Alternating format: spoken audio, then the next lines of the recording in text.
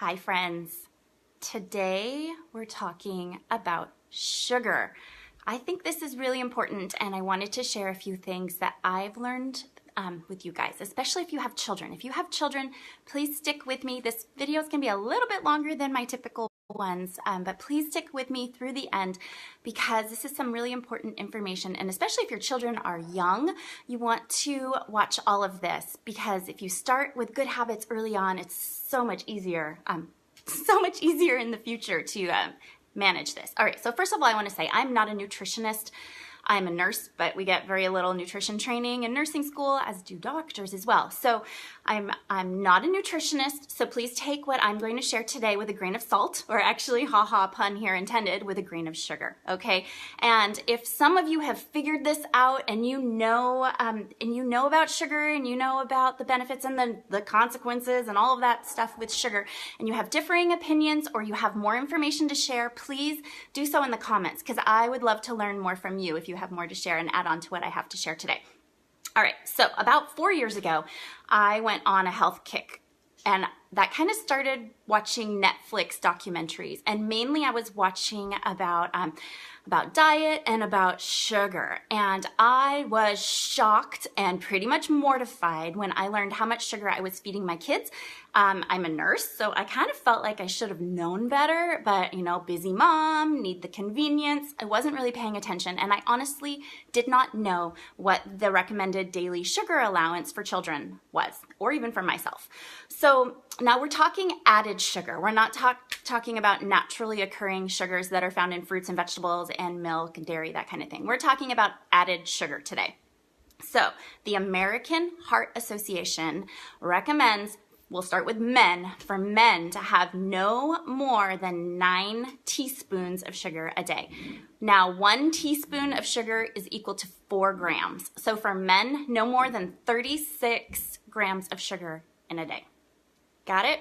All right, women, no more than 6 teaspoons or 24 grams of sugar in one day. For children ages 2 to 18, I was surprised by that, the recommendation is the same as women, no more than 6 teaspoons or 24 grams of sugar per day of added sugar. And for babies, 0 to 2, 0 grams of added sugar. I failed on that one with all 3 of my kids. All right, so 1 teaspoon equals 4 grams, and we are aiming for most all of us in my friend circle here with children and women for no more than 25 grams of added sugar per day. All right, so why is this important? Well, for a lot of us, we have some children with some special needs. I mean, how many of you know someone who has ADD or ADHD or has some sort on the spectrum of autism or in a small stature, such as Down syndrome, or for me, dwarfism with Avery. Now, sugar is causes all kinds of problems. We know it causes problems with your attention level, it causes problems with remembering, it causes problems with diabetes. Oh my gosh, you guys, when I was a kid, there was one child at my elementary school who had diabetes that I knew of, but one. And now it's like, oh, got diabetes. Like, it is on the rise. It's so scary how many children have diabetes. So that is something to be watching out for. Also, bacteria. You guys, if we get sick and we have a bacterial infection, bacteria love sugar. So if you're feeding your body extra sugar, that bacteria is just gonna grab hold and it's gonna be so much harder to fight whatever infection you have if you're flooding your bloodstream with sugar. And then cancer cells. That is another, oh my gosh, cancer cells absolutely thrive on sugar. So there's so many reasons to watch out for sugar intake. Like I said, for me, for Avery, I became really concerned because her short stature, her BMI, her body mass index, which is a calculation between height and weight, she will always be in like an overweight or even obese category just based on her height and weight proportions. So making sure that she's not getting all those extra calories to add to her weight from sugar, super important for me.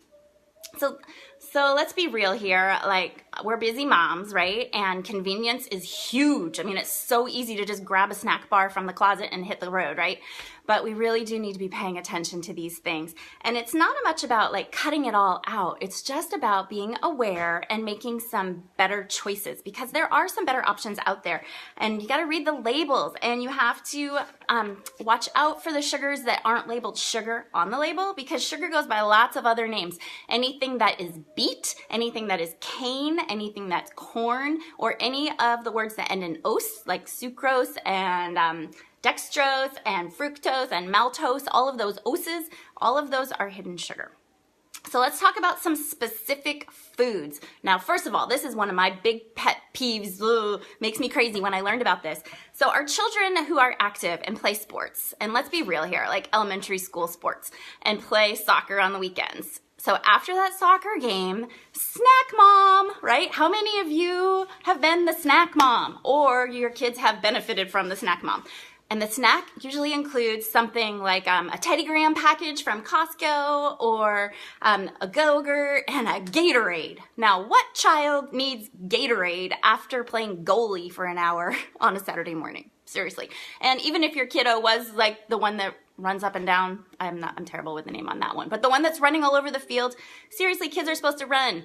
Gatorade. I mean, unless you are like exercising all day long in the hot, hot sun and you need to replace electrolytes, like no kid needs Gatorade. Same thing with Capri Sun. Like, no, you do not need those things. Like, don't even waste your money on it. It's not worth it. And did you know Gatorade, one serving of Gatorade has, here, I have it written down here. It blew my mind. It has 35 grams of sugar. One serving, like one bottle of Gatorade, 35 grams of sugar. That's your entire recommended allowance for an entire day, plus more for tomorrow. Nobody needs that. You don't want to have, like, can't have anything else for the rest of the day that contains added sugar. It's crazy. And then the other thing, Gatorade, it's really the electrolytes. We say, oh, we need to replace our electrolytes, but it's only replacing sodium and potassium. And the amount of sodium and potassium that it's replacing, like, go lick some salt or eat a banana. Like, seriously, potassium, it only has 65 milligrams of potassium, whereas a banana has like over 400. So do the math there. Drink some water, eat a banana, lick some salt, I don't know. The other thing that you could do is look for an alternative, like those little packages. They're called Noon or None, N-U-U-N. Those are a better choice as far as calorie, as sugar content, to replace those electrolytes, if you feel like you really need to replace the electrolytes. So let's talk about yogurt, because I used to give my kids Go-Gurts all of the time. And this is where it kind of gets tricky to try to figure out what the actual sugar, the added sugar content is in a yogurt, because milk, like a 2% organic milk in 1 cup, one serving of milk, has 12 grams of sugar. So that's naturally occurring sugar that's found in the milk.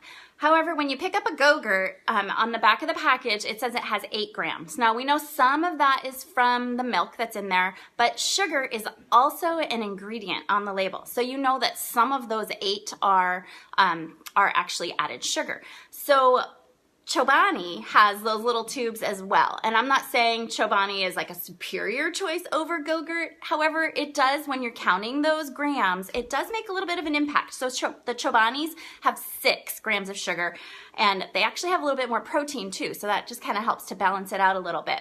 So if you're gonna buy Go-Gurts, I would recommend you guys checking out Chobani instead. Okay, it's gonna cost a little bit more, but it's gonna be worth it. All right. Peanut butter. If your kids can have peanuts and you're buying peanut butter and you're buying Skippy or Jif or any of like the store-bought brands that have sugar in them, you are going to be getting about 3 grams of added sugar with the peanut butter, because sugar is on the ingredient label. If you just get a plain old no sugar added like Adams brand, it's 0.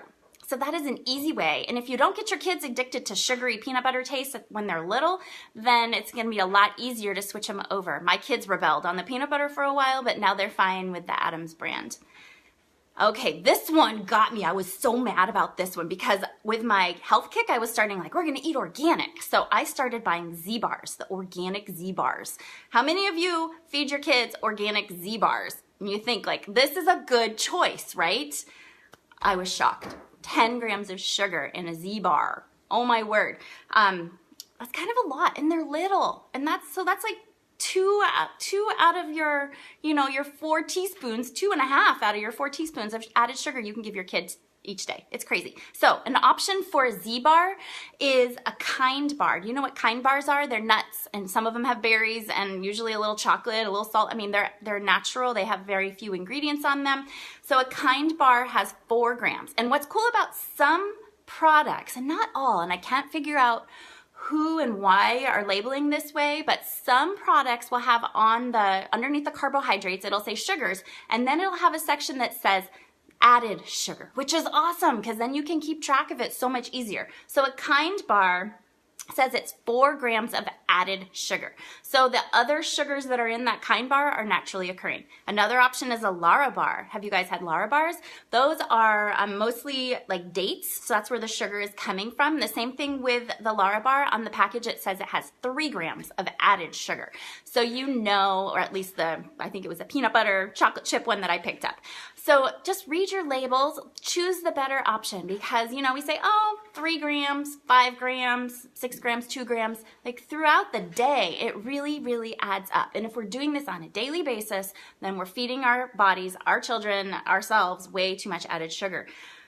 Now, don't be fooled, like I said, with the Z bars organic. Don't be fooled by organic, non-GMO all the time because Annie's. I picked up a package today at the grocery store of Annie's chocolate chip granola bars. They're organic, they're non-GMO, and I was shocked. 8 grams of added sugar. That's 2 of your teaspoons of recommended sugar allowance for your kids in one little bar.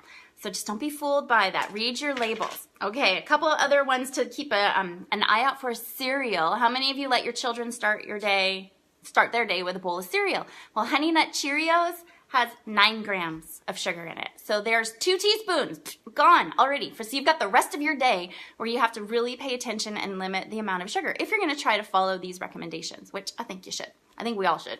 And then pancake mix. So Mrs. Butterworth's pancake mix, for some reason they actually have the added sugar content on that, and it's 6 grams of added sugar per serving. And then the Kodiak cake, have you guys seen those? They're like protein pancake mix, waffle mix. They actually have 3. So there are lots of options out there. I know it takes a little bit more time when you're grocery shopping to read the labels, but if you just do it once, like go on like a mom getaway and go read the labels and make a decision on the things that you can buy and the things that you're just maybe not going to ever buy again. My kids were a little upset when I stopped buying certain things, but they don't even remember it anymore. And it's much better for them, and it's a lot easier once you figure out what it is that you need to be doing to take care of your kids and their sugar intake. So just to recap, the American Heart Association, you can go there and look up or Google it, Google up the American Heart Association recommended daily allowance for sugar. And you will see men need no more than 9 teaspoons or 36 grams. Women and children ages 2 to 18, 6 teaspoons or 24 grams. Actually, I think they might say 25 grams. They throw an extra gram in there for you. And then babies, ages 0 to 2, 0. No added sugar. And that's a tricky one. That's a tricky one because they want to eat all those cute little like little nugget things, like Teddy Grahams and things. It's better to not feed them that. All right, friends, thanks for hanging out with me. I know this was a little bit longer. I hope you learned a little something. And if you know something more and you want to add to this, I would love to learn more too. So please comment. Have a great day.